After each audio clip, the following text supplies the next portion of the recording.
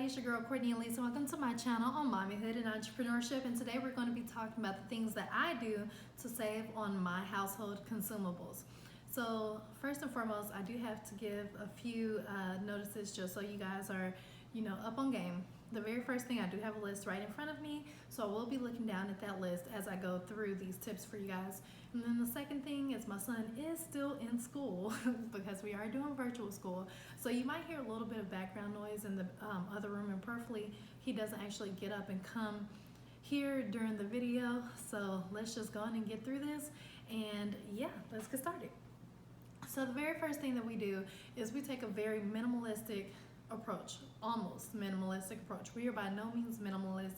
However, we don't go shopping for everything all the time. We generally leave our grocery shopping for once per month or once per every 6 weeks. We leave our clothing and our toy shopping or extracurricular type of things that we like to buy for ourselves, to treat ourselves, generally for holidays or like big moments in the year. So a season changing, school year starting, holidays, Christmas, birthday, those types of things.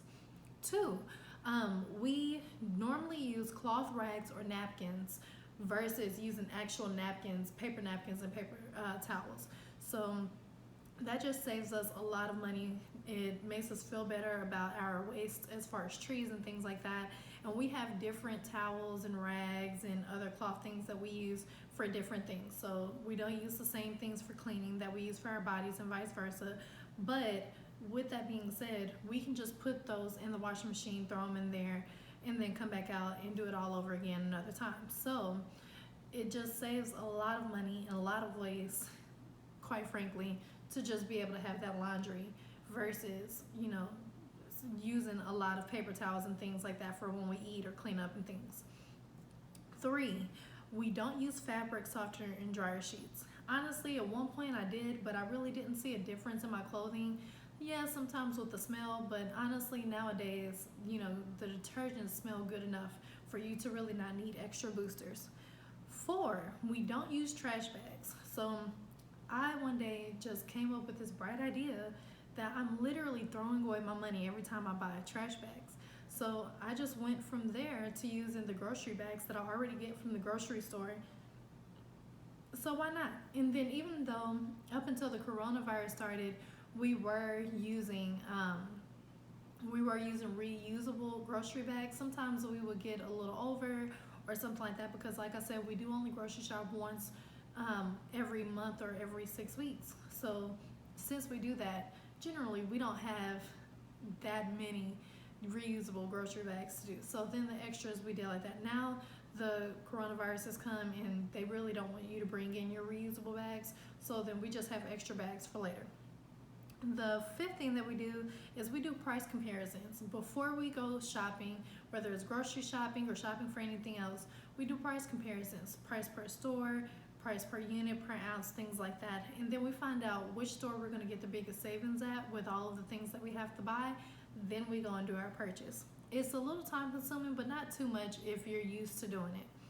Tip 6 is we do not overuse products. So whether it's toilet tissue, the paper towels that we do use, water, overusing electricity when we don't have to, soap, dish soap, laundry detergent, all of those different things, it's so easy to overdo it. But if you use it for the amount that you literally need, and sometimes just a little bit less will actually get you what you need, then you'll find that those things last a lot longer. You end up saving a lot of money on those things. 7,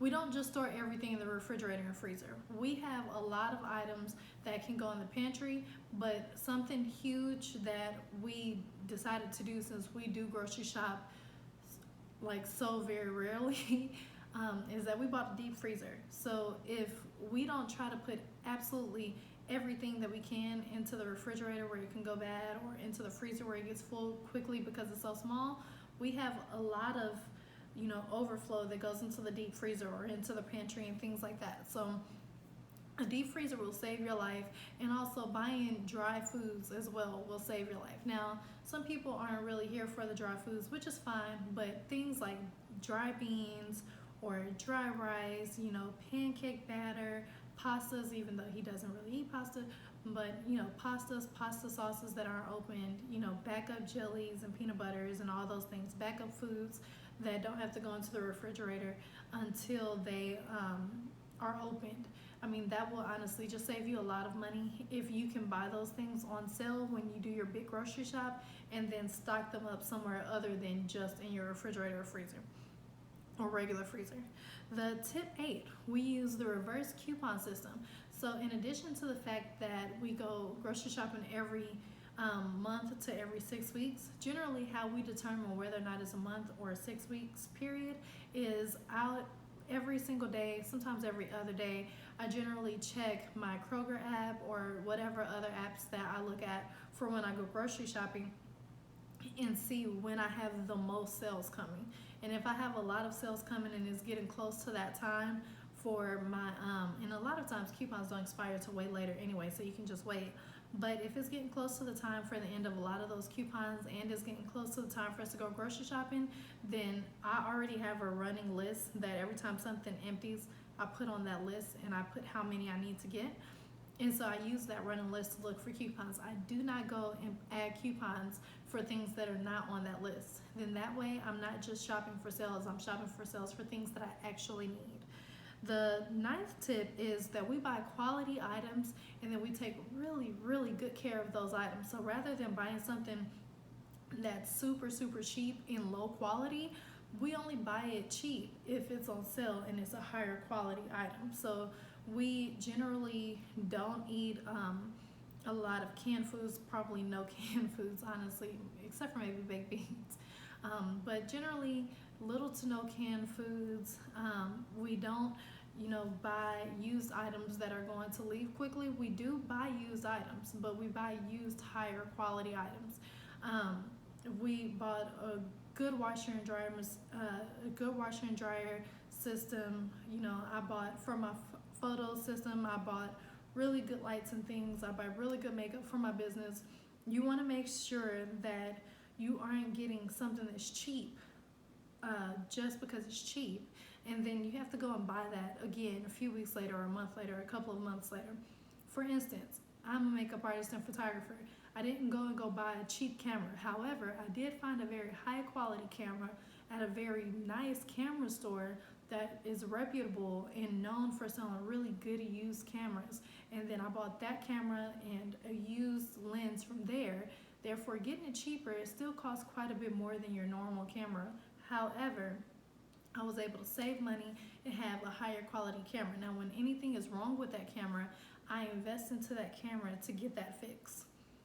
But generally, nothing's ever wrong with it. But if you actually spend the money on the more expensive something sometimes versus trying to find the cheapest version of it, even with something as simple as dish soap or lip gloss, a lot of times that will last you so much longer.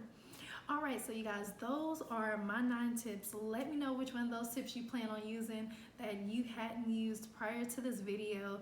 Tell me in the comments below how you think I did. I'd love to hear from you, and I want to get those conversations ready. Also, if you want to know how you can support my channel, liking and commenting and sharing are the biggest things that you can do for my channel, and subscribing. And the reason these are so important is because the algorithm then works in my favor so that they bring extra people other than just the people who I invite to watch the channel. So please like the video, please.